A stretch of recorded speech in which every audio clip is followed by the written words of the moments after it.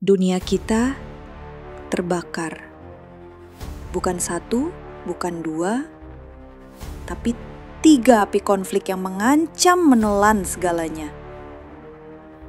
Gema tembakan dan tangisan dari medan perang yang jauh tidak lagi terisolasi. Kini bergema di setiap sudut planet. Ini bukan lagi tentang konflik yang terpisah di peta, melainkan tentang benang-benang tak terlihat yang mengikat takdir kita semua. Kali ini, kita akan menyelami pusaran kegelapan yang paling mendominasi lanskap geopolitik saat ini.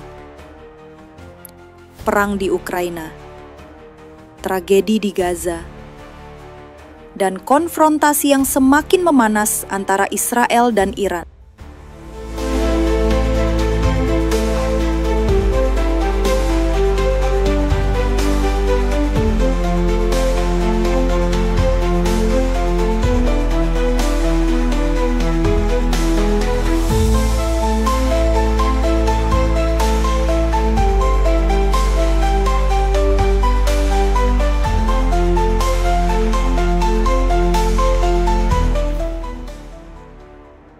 Mari kita mulai dengan luka terbuka di jantung Eropa.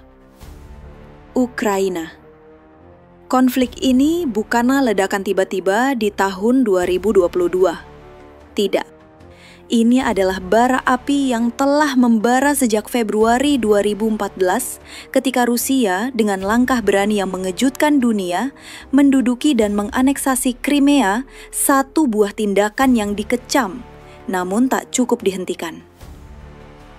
Kemudian dukungan Rusia kepada para militer pro-Rusia memicu perang brutal di Donbas Timur.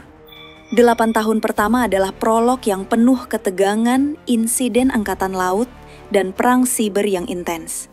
Mengapa? Mengapa semua ini terjadi?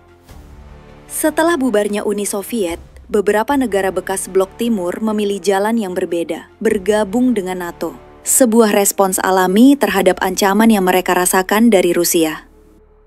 Namun, Moskow memandang revolusi warna di negara-negara bekas Soviet, termasuk revolusi oranye di Ukraina, sebagai upaya terselubung Amerika Serikat untuk melemahkan pengaruhnya.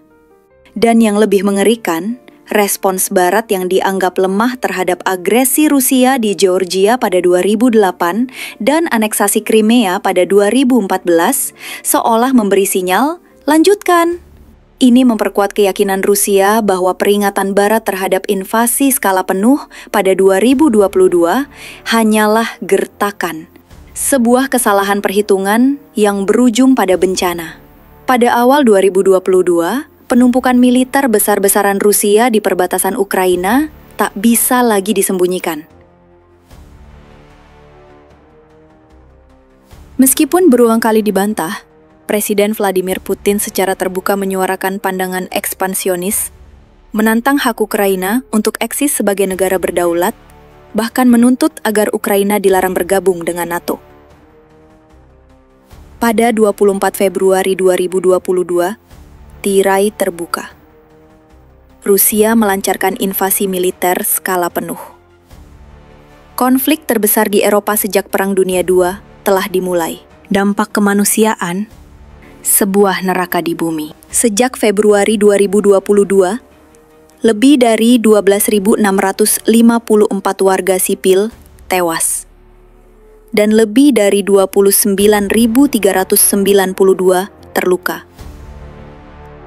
Angka korban sipil meningkat 30% pada tahun 2024 saja. Jutaan orang terpaksa meninggalkan rumah mereka.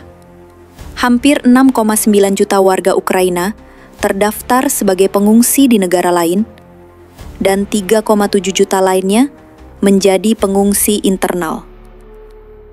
Hampir seperempat populasi praperang Ukraina kini tanpa rumah. Mayoritas perempuan dan anak-anak. Infrastruktur vital hancur lebur. Lebih dari 2,5 juta rumah rusak atau hancur. Kerugian mencapai 176 miliar dolar, termasuk fasilitas energi, medis, dan pendidikan yang terus menjadi sasaran. Serangan drone di Kharkiv melukai 18 orang termasuk 4 anak-anak. Wali kota Kharkiv, Ihor Terehov, dengan gigih menegaskan, Kharkiv bertahan. Orang-orang hidup. Dan itu yang terpenting. Di balik angka-angka ini, ada Allah. 84 tahun yang menyaksikan roket menghantam panti jomponya. Ada Natasha, yang harus tetap kuat bagi anak-anaknya setelah sekolah, dan pusat pemuda di desanya hancur. Dan Anna, 69 tahun, yang terjebak di tengah baku tembak. Bersembunyi di ruang bawah tanah tanpa listrik atau komunikasi.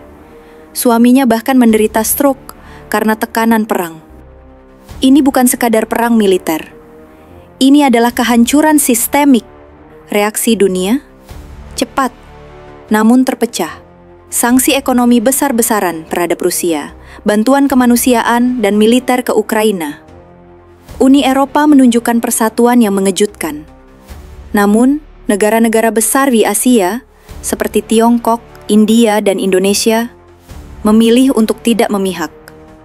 Sebuah kebangkitan non-blok era Perang Dingin. Perang ini juga memicu krisis energi global yang parah. Eropa yang sangat bergantung pada gas Rusia dihadapkan pada ujian ketahanan energi yang belum pernah terjadi sebelumnya. Pasokan gas Rusia ke Uni Eropa anjlok dari 20% menjadi hanya 5% dalam 2 tahun. Eropa terpaksa beralih ke impor gas alam cair, LNG, terutama dari Amerika Serikat, dengan biaya yang signifikan. Selain energi, perang ini menyebabkan krisis ketahanan pangan global terparah dalam setidaknya 1 abad.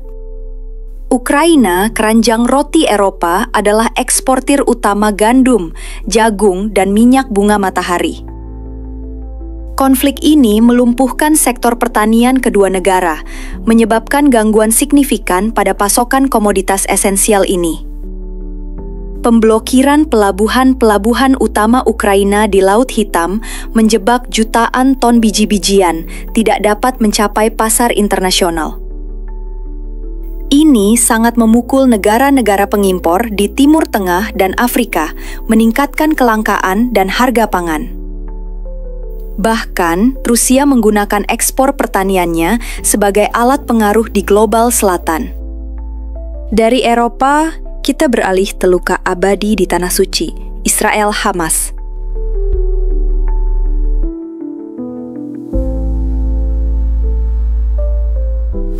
Pada 7 Oktober 2023, dunia dikejutkan oleh serangan mendadak Hamas dari jalur Gaza ke Israel melalui darat, laut, dan udara.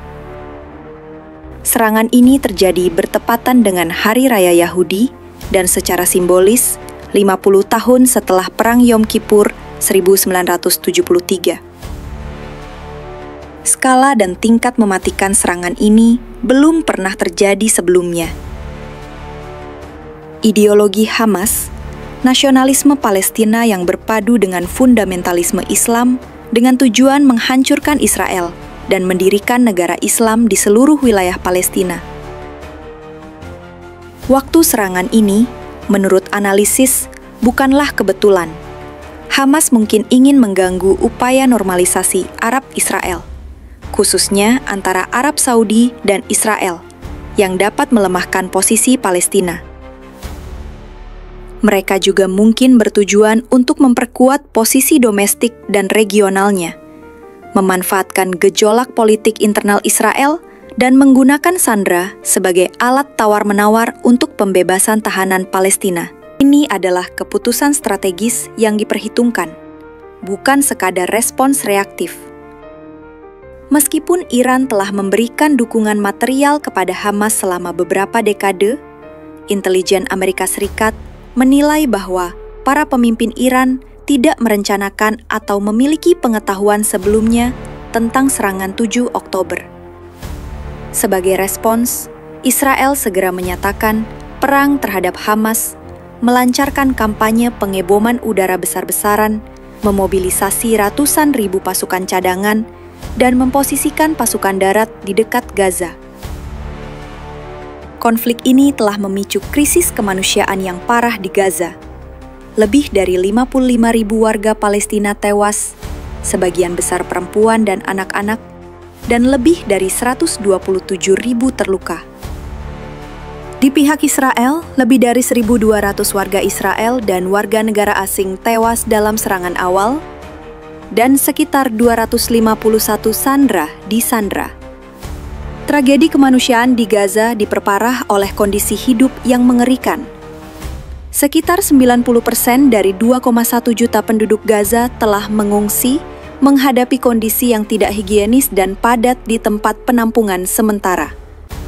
Terjadi kelangkaan akut makanan, air, perawatan medis, dan pasokan penting lainnya, mendorong Gaza ke ambang kelaparan.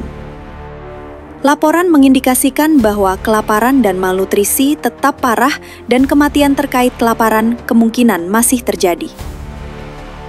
Tantangan dalam penyaluran bantuan sangat besar, dengan laporan penembakan di dekat lokasi distribusi bantuan yang menewaskan puluhan orang yang mencoba mendapatkan makanan. Safa Farmawi kehilangan putrinya Ghazal Eyad, 16, saat putrinya mencari bantuan makanan di Rafah. Ghassan, seorang warga Palestina, mendokumentasikan pengalamannya melarikan diri dari pemboman, menggambarkan pengungsian sebagai jiwa yang terkoyak dari tubuh. Respons internasional terhadap konflik ini sangat terpolarisasi.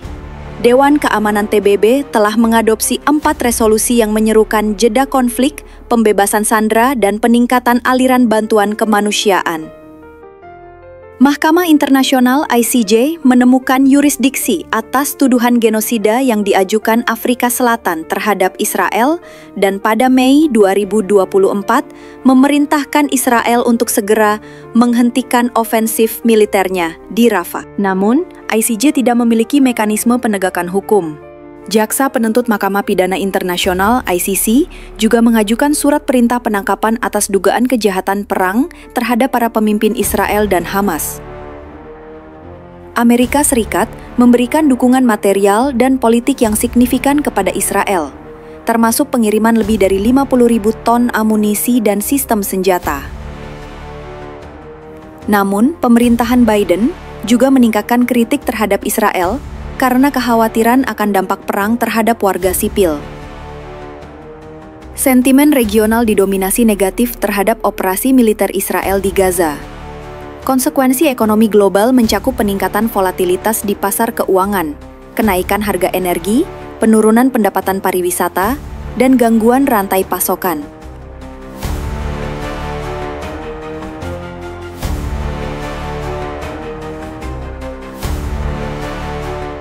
Dan kini bayangan nuklir yang membayangi Israel-Iran.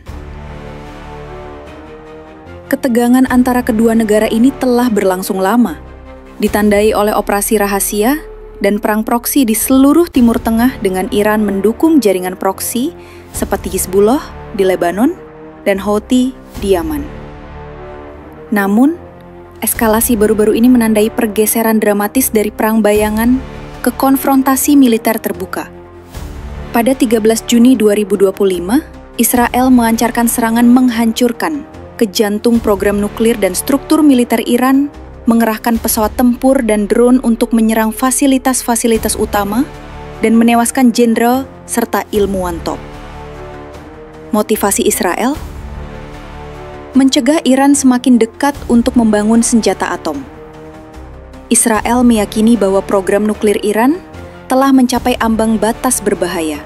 Dengan pengayaan uranium mencapai 60% menimbulkan risiko eksistensial bagi keamanan Israel, terutama di dunia, pasca 7 Oktober. Serangan ini juga dipandang sebagai upaya Israel untuk memanfaatkan jendela strategis setelah melemahnya jaringan proksi Iran. Pergeseran dari perang bayangan ke konfrontasi langsung ini menandakan fase baru yang jauh lebih berbahaya. Sebagai balasan, Iran meluncurkan gelombang rudal balistik dan ratusan drone ke Israel, menyebabkan korban jiwa dan kerusakan.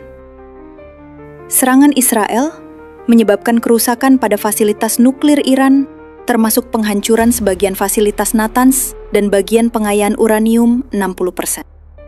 Namun, para ahli memperingatkan bahwa serangan ini mungkin justru memotivasi Iran untuk mempercepat ambisi senjata nuklirnya, alih-alih menghentikannya secara permanen.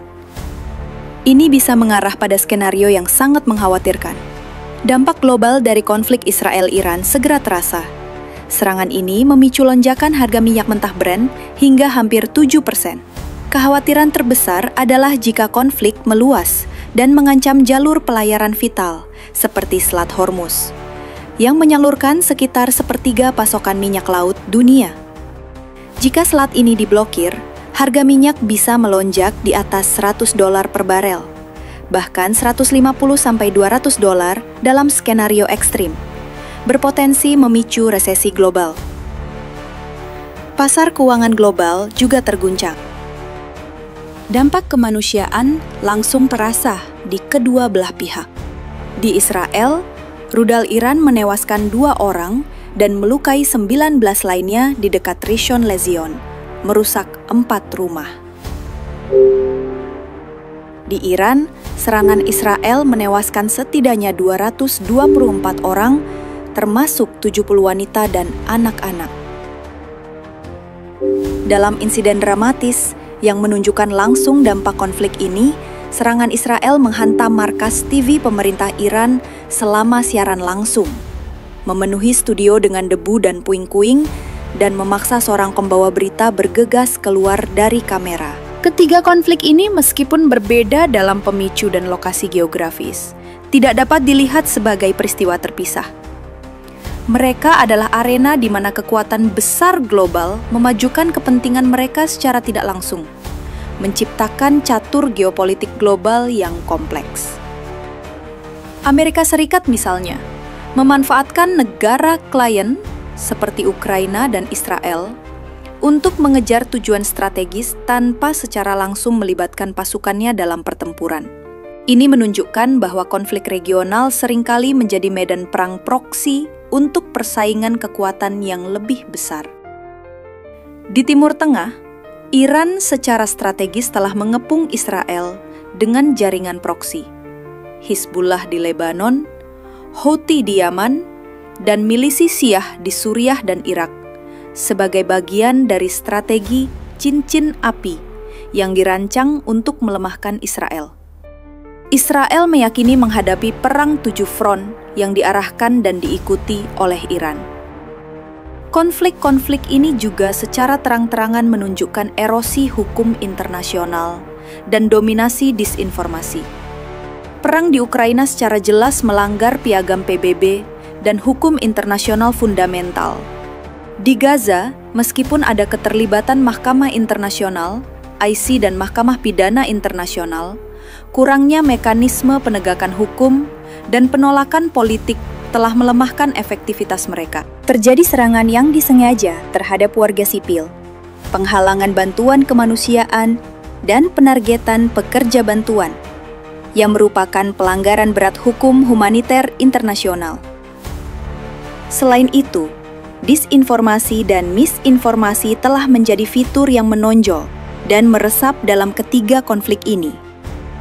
Aktor negara seperti Rusia, Tiongkok, Iran, dan Israel telah menggunakan media pemerintah, kampanye pengaruh terselubung, alat kecerdasan buatan or AI, dan bot farm untuk menyebarkan propaganda, merusak lawan, dan memicu keresahan, menciptakan krisis kepercayaan global. Konsekuensi ekonomi global dari konflik-konflik ini saling terkait dan memperparah satu sama lain, menciptakan badai ekonomi yang tak terduga.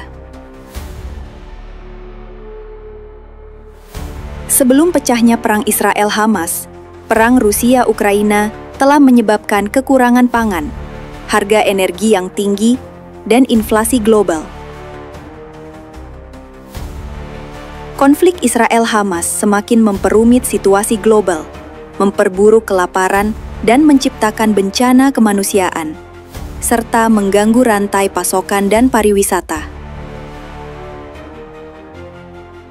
Konflik Israel-Iran menambah lapisan risiko baru, terutama pada harga minyak dan stabilitas Selat Hormuz.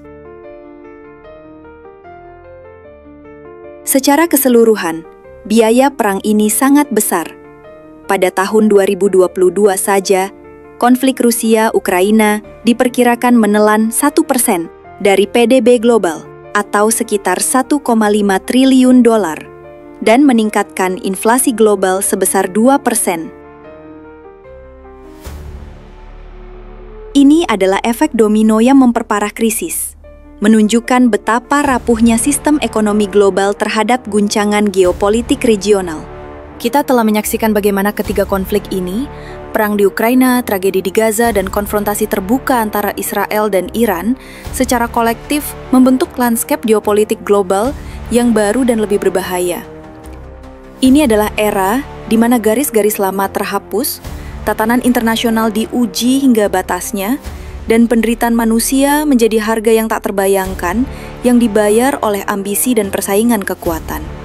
Dunia kini menghadapi era baru ketidakpastian dan interdependensi krisis, di mana konflik di satu wilayah dengan cepat menyebar dan memperburuk kerentanan di wilayah lain. Di tengah kegelapan ini, ada seruan yang mendesak bagi kita semua.